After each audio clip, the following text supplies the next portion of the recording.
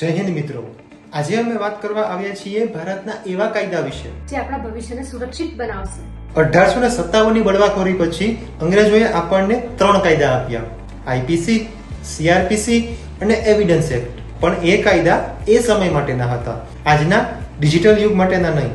જેમાં cyber crime, mob lynching, terrorism, online woman harassment અને organised ક્રાઇમનો ઉલ્લેખ જ ન હતો। ન્યાય કરતા પ્રક્રિયા લાંબી ખેંચાતી હતી। પણ હવે 1 જુલાઈ 2024 થી આપણને મળ્યા છે 3 નવા કાયદા, ભારતીય ન્યાય સંહિતા, ભારતીય નાગરિક સુરક્ષા સંહિતા અને ભારતીય સાક્ષ્ય અધિનિયમ। ચાલો જોઈએ આ કાયદાઓ શું છે। બીએનએસ એટલે ગુનાઓ સામેની તલવાર।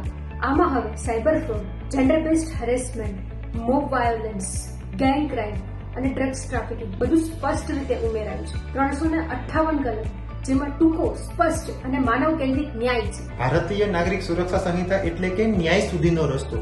હવે EFIR થી લઈને ચાર્જશીટ ઓનલાઈન સુધીની વ્યવસ્થા છે। કોર્ટમાં video conferencing, witness protection, speedy trial આ બધું જ ભારતીય નાગરિક સુરક્ષા સંહિતામાં આવરી લેવામાં આવ્યું છે। BSA એટલે પુરાવાની નવી વ્યાખ્યા, જેમાં હવે AI voice, digital documents, CCTV footage, WhatsApp chats આ બધું હવે પ્રાઇમરી એવિડન્સ તરીકે ગણાશે। જૂના જમાનાની જેમ પેપર ડોક્યુમેન્ટ્સ પૂરતા નથી।